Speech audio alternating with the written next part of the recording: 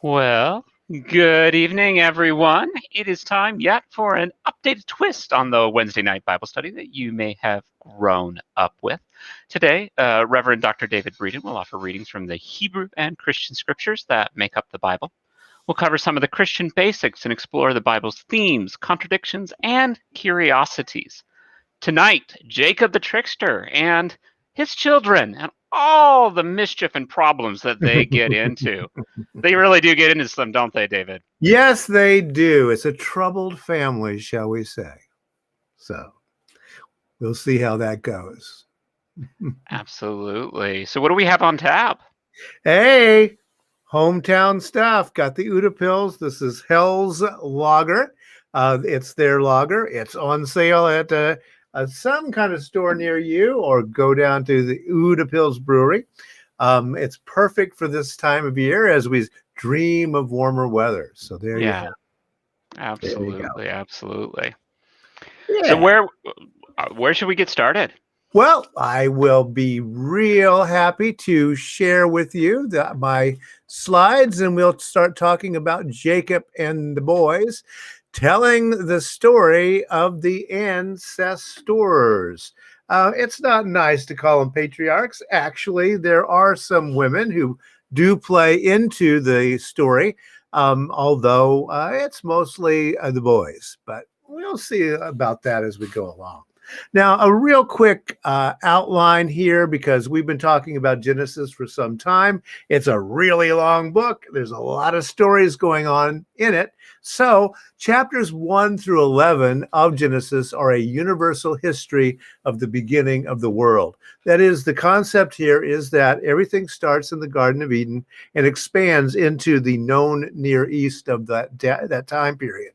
And that's a story of human disobedience. First, of course, we have the Garden of Eden, eating that forbidden fruit. Then we have the flood, in which Yahweh has to wipe out everybody except for one little family, because it's just gotten really noisy and sinful out in the world.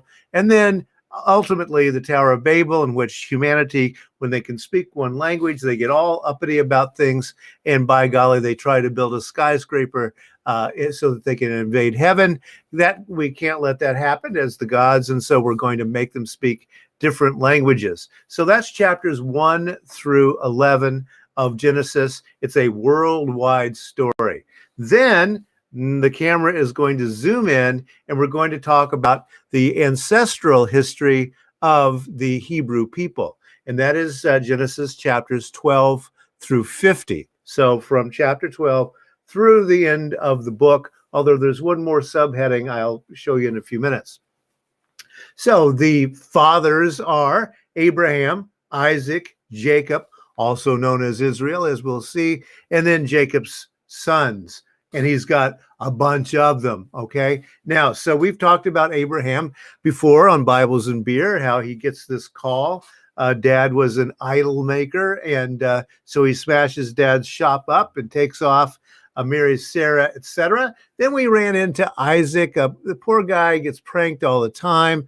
He's just not quite with it. And frankly, if you look through the rest of the Hebrew scriptures, you don't have people saying, well, be like Isaac. That doesn't happen. Yes, be like Abraham. Yes, be like Jacob. Yes, be like Joseph. No one says be like Isaac, because he just doesn't do all that much fun and cool stuff.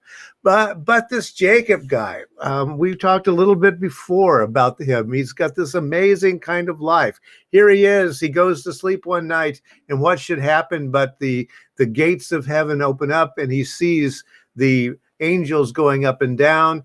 This painting has it a little more right than the Jacob's ladder idea. It probably was a Jacob's stairway, probably one that looks like this, actually. This was the kinds of stairways up to heaven that they would have known back in that time period. So the angels are trooping up and down. So this is a true place that El, the greater God than Yahweh, dwells. And so Jacob sets up a stelae, a big rock, pours some olive oil on it to make it holy, and it was holy ever after. So that's the kind of guy that Jacob is. Also, he is a guy who wrestles with angels. He's all the time going to sleep out in the desert. This time when he goes to sleep, what should happen? But an angel comes down and wrestles with him. Then he gets a name change, and you will see them both as the book of Genesis continues. Sometimes he's called Jacob. But if you remember last time when we talked, that means behind, or, he's always behind. He's always out of it. He's a usurper of some sort.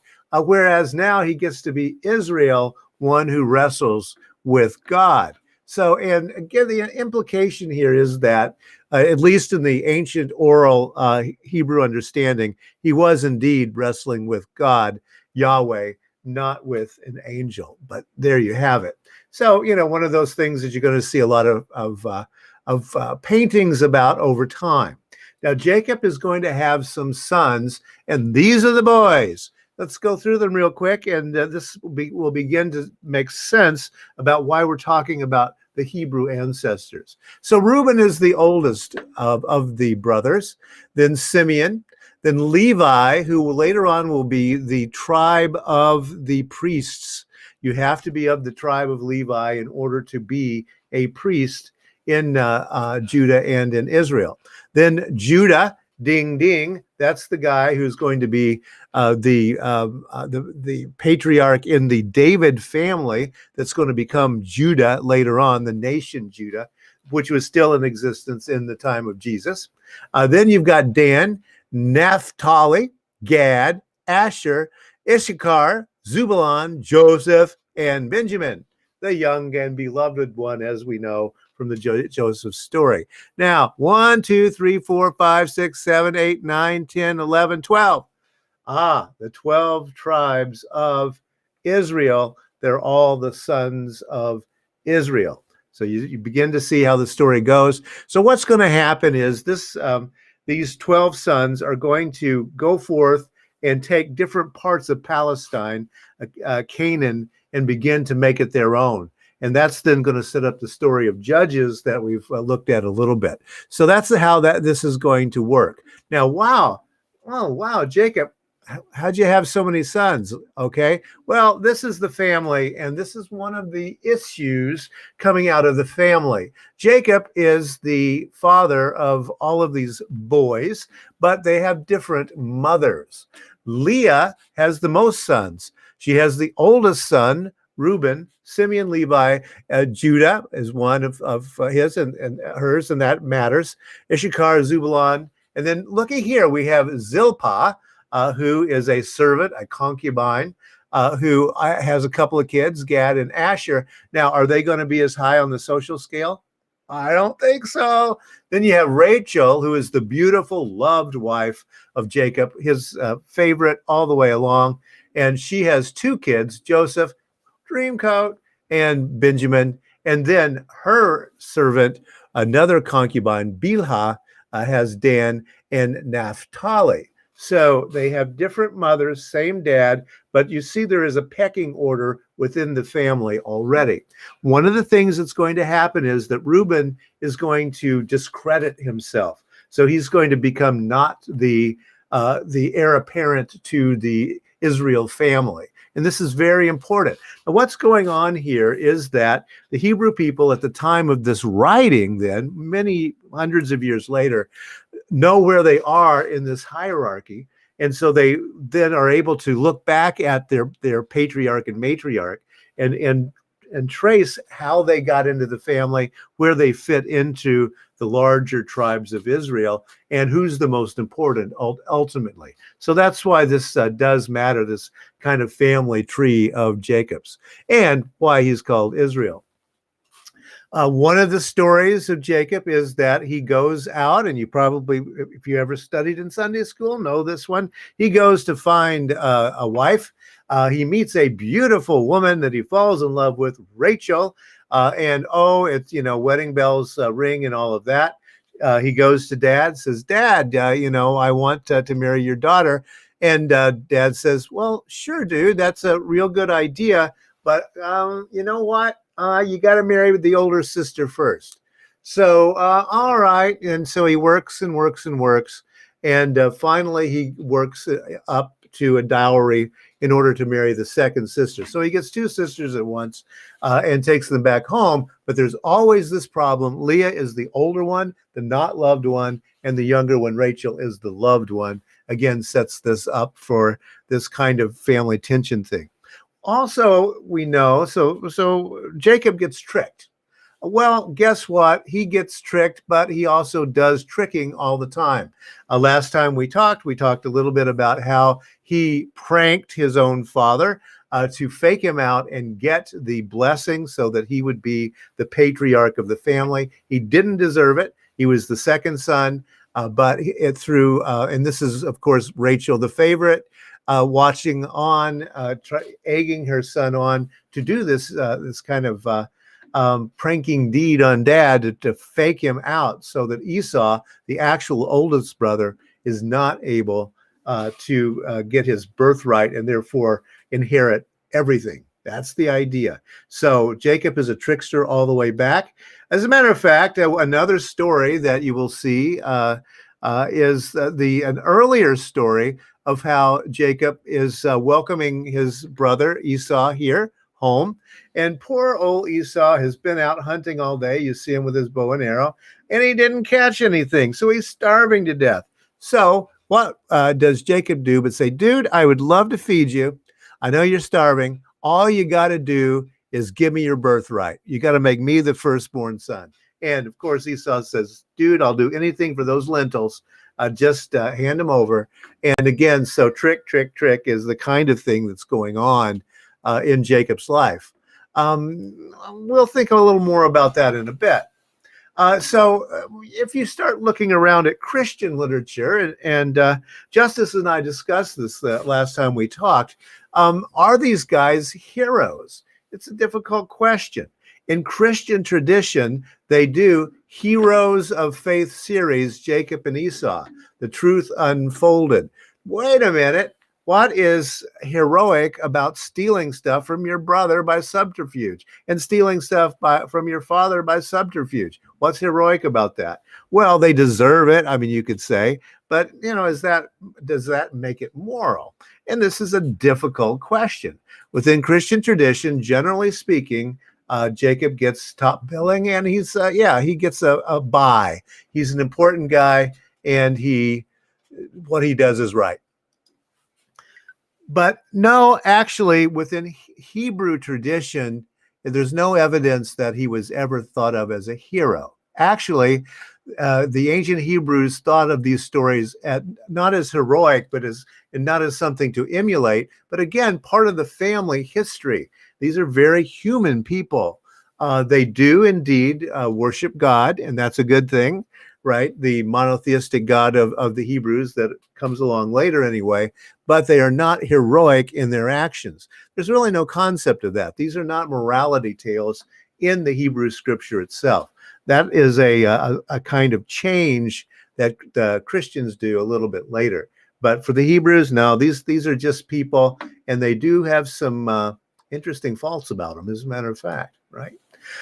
So let's take a real quick break here and check back in and see what we have. If anyone has any questions about any of that. That was a quick review of something that's gone on for a few weeks now with Genesis and all the stories. So yeah, 500 years, 1,000 years in 3 minutes. But any questions so far? Well, we don't have any questions so far. All right. But as you dig in, we deal with the trickery and having to map that together. When you were growing up as in the Pentecostal, how did they treat these stories? Jacob deserves it. Jacob deserves it. He's the better person because he worships God correctly. And if you worship God correctly, I guess you can. It's fine to do some bad stuff. Not really the morality you want to teach your children, but there you go. I think that Christians haven't known exactly what to do with these stories, but they are seen as leading into the later stories. So they must be moral, right? They have to be. So how are we going to make them moral? We've looked before about Abraham lies about, his wife being his sister, I mean, who does that? What a pathetic guy, saving his own butt by, letting his wife become a prostitute of Pharaoh. That's really not a nice guy thing to do. So, and not very heroic. So how do you explain that away? Well, it's a little tough, right? A little tough. But yeah, I think they're drawn as leading into the Christian better than idea, I think. But yeah. Do you remember hearing these stories as a kid? And I taught them.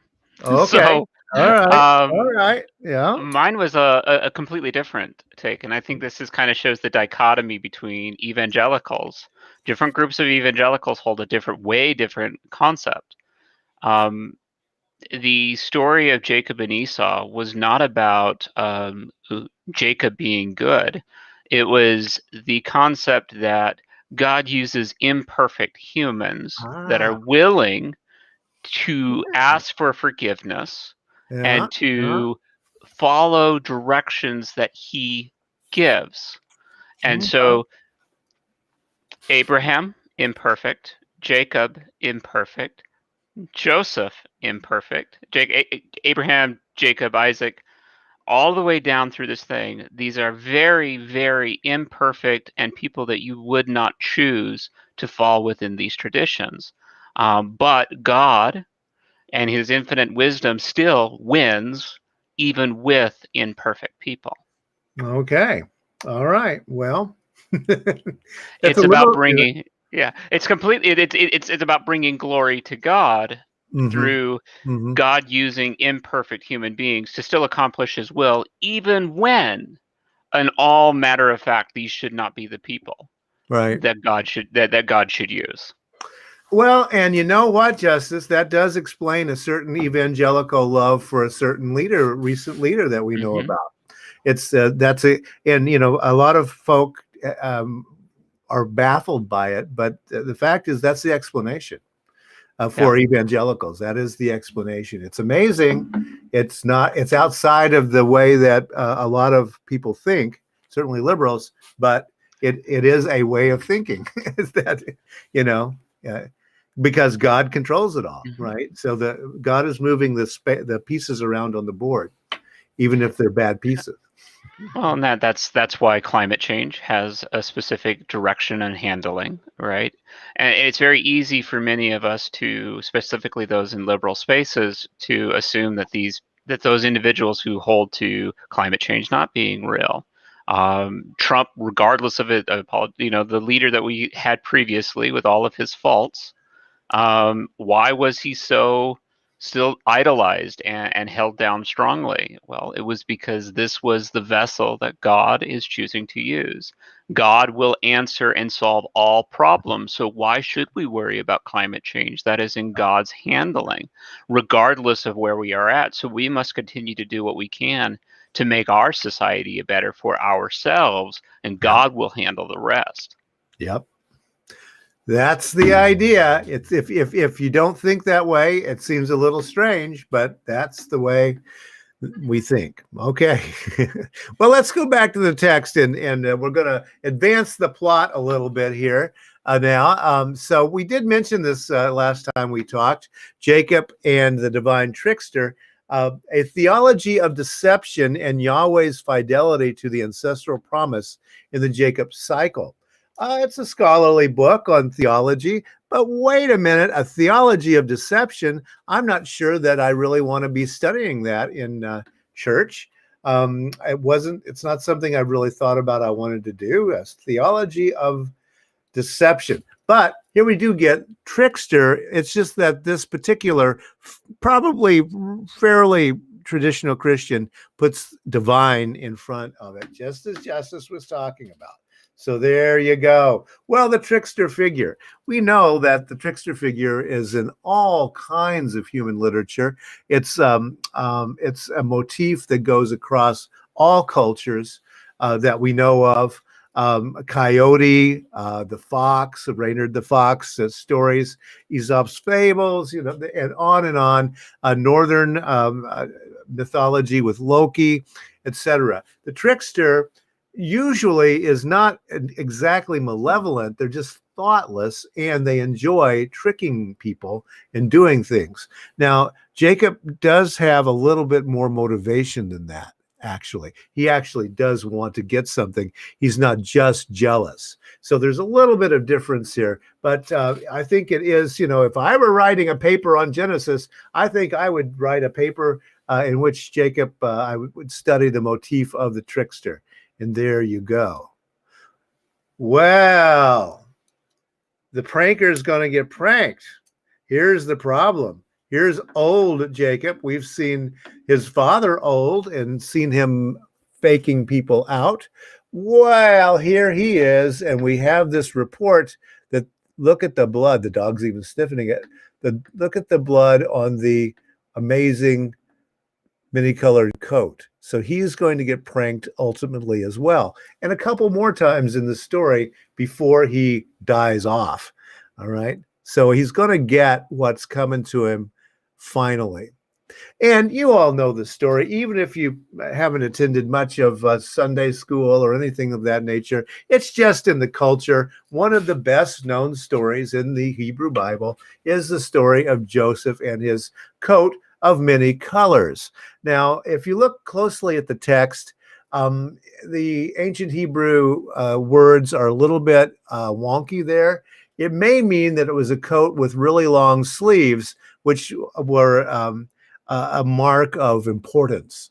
But you know the story that of all those brothers, Joseph is the favorite of Jacob, and so he's going to give him this coat of many colors, or this coat with long sleeves. Whichever it is a mark of respect for the son, who is nowhere near the top of the heap in terms of birth order. So that's going to create some problems, isn't it? Oh, Joseph the dreamer, here we go, right? So this is, Sunday school par excellence. Of course, everybody in the picture, it looks white to me. Interesting enough, a little bit ahistorical there, kind of suburban haircuts, but that happens a lot in Sunday school books. Oh, and here he is celebrating as almost as high as the Pharaoh. And yeah, we will be looking at more of the story. One of the interesting things that's going on is, again, with the divisions that I was talking about earlier, the first 11 books, and then from 12 until 50.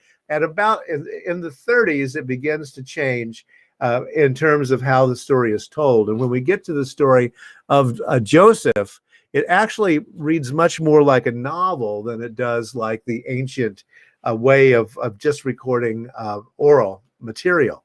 It's much more complex. The metaphors are much more developed. It doesn't repeat things and tells the story in different ways, as we've seen with the oral stuff so far in Genesis. It's very clearly been put together by a literary hand who wanted to think of it as some kind of novel, short story, that kind of thing, to make the story as cohesive as possible. So it's probably a fairly late writing. Actually, it's not one of the early ones, but we've seen that before as we've looked at some of what pretends to be the oldest in the Hebrew Bible. Well, he's even got a musical, Joseph and the Amazing Technicolor Dreamcoat. So if you make it to Broadway, what can you say?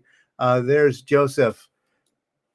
Well, let's take a real quick look at some of the real deal stuff to see how this story is going to develop.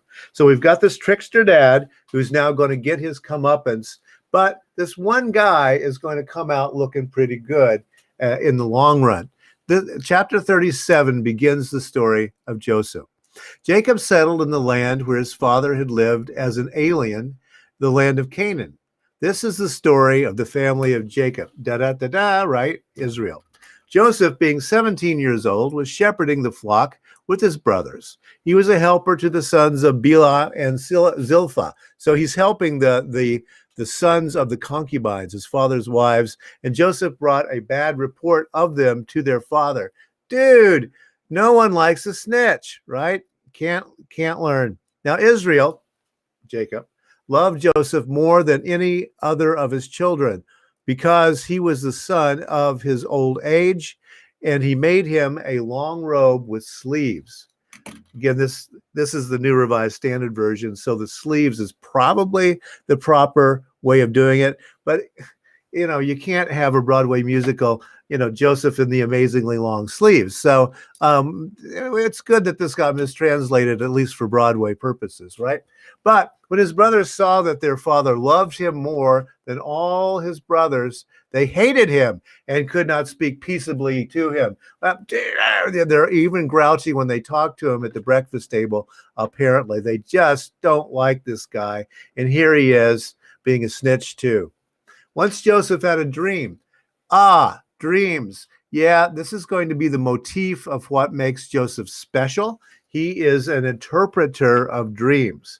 He has dreams and he interprets dreams. This is what's going to make him important in Egypt, and it's going to be the driver of the story that ultimately will explain why the Hebrew children go down to Egypt and become slaves so that Moses can get them out again. There you go. Once Joseph had a dream, and when he told it to his brothers, they hated him even more, if that was possible, right? He said to them, "Listen to this dream that I dreamed. There we were binding sheaves in the field. Suddenly my sheaf rose and stood upright. Then your sheaves gathered around it and bowed down to my sheaf." His brothers said to him, "Are you indeed to reign over us? Are you indeed to have dominion over us?" So they hated him even more because of his dreams and his words. So, this guy's triple hated at this point, right? Now, if you're bringing in the sheaves, right? Sheaves are the collection of wheat that you're going to pull together and tie with wheat, back in those days anyway, in order for it to be picked up later after you go through and you cut it with a nice scythe. You put a sheaf, and then other people come along and pick it up and then winnow it out. But so the idea here is that has dreamed himself into the big time. He's going to be the big dude brother. He had another dream. Oh, Joseph, don't tell anybody, right? And told it to his brothers. I told you not to, saying, "Look, I have had another dream. The sun, the moon, and 11 stars," ding, ding, ding, because there's 12 of them, right? The 12 tribes. Yep. All right, 11 stars were bowing down to me. But when he told it to his father and to his brothers, his father rebuked him and said to him, "What kind of dream is this that you have had? Shall we indeed come, I and your mother and your brothers, and bow to the ground before you?" So his brothers were jealous of him, but his father kept the matter in mind. So Jacob, we know we know that he's a trickster. So I'm going to keep that in mind, and I'm going to maybe do something about that later. Now his brothers went to pasture with their father's flock near Shechem. And Israel said to Joseph, "Are not your brothers pasturing the flock at Shechem? Come, I will send you to them." He answered, "Here I am." So he said to him, "Go now, see if it is well with your brothers and with the flock, and bring word back to me." So he sent him to the valley of Hebron. And yeah, hey, we have the churches of Hebron all over the U.S. these days, right? Yes, it's a Canaanite word there. So Joseph's going to go off. Now, notice again, the narrative structure of this is actually very different, because it's really following a fiction pattern of now this happens, and then meanwhile back at the ranch this happens, and the time is not confused as the oral stories often were in the older part of it. He came to Shechem, and a man found him wandering in the fields. The man asked him, "What are you seeking?" "I am seeking my brothers," he said. "Tell me, please, where are they pasturing the flock?" The man said, "They have gone away, for I heard them say, 'Let us go to Dothan.'" So Joseph went after his brothers and found them at Dothan. They saw him from a distance, and before he came near to them, they conspired to kill him. Oh, dear. Not nice brothers. They're going to finally get their revenge. They said to one another, "Here comes this dreamer. Come now, let us kill him and throw him into one of the pits. Then we shall say that a wild animal has devoured him, and we shall see what will become of his dreams." But when Reuben oldest brother, okay, heard it, he delivered him out of their hands, saying, "Let us not take his life." Reuben said to them, "Shed no blood, throw him into the pit here in the wilderness, but lay no hand on him, that he might rescue him out of their hand and restore him to his father." So Reuben's got a plan. He's going to pretend to throw him in there and leave him, but he's going to circle back and go get him later and be the big dude around town. Look, I saved Joseph from the other brothers. Didn't happen that way. So when Joseph came to his brothers, they stripped him of his robe. In the musical, yes, the coat of many colors, the long robe with sleeves that he wore, and they took him and threw him into the pit. The pit was empty. There was no water in it. What's going to happen? Then they sat down to eat, and looking up, they saw a caravan of Ishmaelites coming from Gilead. Ishmael, right? This is how all this fits together. This is the other kid of Abraham. Remember, the one that got ran away with mom back in those days, right? From Gilead, with their camels carrying gum, balm, and resin on their way to carry it down to Egypt. Gum, balm, and resin. Things are pretty simple back in these days, right? Everything is GMO and everything is very nice and natural in those days. Then Judah said to his brothers, "What profit is it if we kill our brother and conceal his blood? Come, let us sell him to the Ishmaelites and not lay our hands on him, for he is our brother, our own flesh." And his brothers agreed. Then some Midianite traders passed by. They drew Joseph up, lifting him out of the pit, and sold him to the Ishmaelites for 20 pieces of silver. And they took Joseph to Egypt. This is the only bit in the entire text that of these better written chapters that is actually a contradiction. The first verse here tells us that the brothers sell them to the Ishmaelites. This other verse says the Midianites find him and sell him to the Ishmaelites. The Midianites are going to become important because that's where Moses goes and sees the burning bush. So there is some argument that the God that speaks from the burning bush, the I am, that we'll talk about later, is a Midianite God, not the Hebrew God of the Hebrews and from Canaan. So it's an interesting little twist in the story, but probably just a little bit of an error leaving this out from the past. So let us go back and face up to any questions you might have. Was that Donny Osmond in that picture? I had no idea. But I think that's a Frank Lloyd Webber actual production on Broadway of that one, right? So, but it's made it out even to community theaters at this point. So you can pick that one up just about anywhere at this point. But yeah. So, do you have any questions about this? Is the beginning of this? This is definitely a telenovela here. A little drama, family drama going on. Yeah, let's kill him. Yeah, well, let's sell him. Yeah. But get rid of him. Yeah. We don't want to hear any more of those dreams. So let's get rid of that guy, right? Well, there's a lot when we talk about, going into Egypt and the understanding of that. There's a lot of bearing into the understanding of how Egypt plays into in a lot of the evangelical circles and the control. What's, just kind of, I know we're getting very close to the end of our time here, so I just kind of want to touch base. What are we going to be talking about next week? Let us continue the story, shall we? And figure out what. It's too exciting to let it go, isn't it? So, and again, it's got a motif pattern that goes on. Why did the Christians want to make these into morality tales? Well, yeah, that's a good question. I think the readings of the Christians were all that the texts were about morality. They're about what God approves, disapproves, etc. So there was just an odd understanding that the Christians just had it. They were reading it in a different way, right? And that's so, unique. 'Cause listening to what you say and listening to what Wendy Jerome says, right? And then I tie it back to my background. My background is vastly different. Like these stories we're taking as historical accounts. The morality Right. is to show that God wins, Yeah. and this is an immoral action, and God is still justified. Yeah.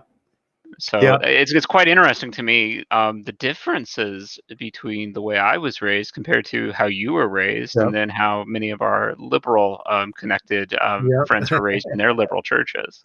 Yeah. Oh, yeah. Yeah. Yeah. Absolutely. Well, and I mean, um, you know, the more mainline Christian churches too, they keep up with science. There is absolutely no record of any of this happening. On the ground. If you start digging around, I mean, as I've mentioned before, the Egyptians kept meticulous records. If the Hebrew people had been there, there would clearly have been a record of that, and it is just not there. So the whole Moses story just didn't happen. It can't have happened. But again, we want these mythologies to. Yeah, well, yes, human behavior. No, human behavior has not changed much, has it? Jealousy, the younger brothers, the favorite wife. So, Absolutely. Well, let's go ahead. We're going to go ahead and bring tonight to a close. Thank you all so much for joining us.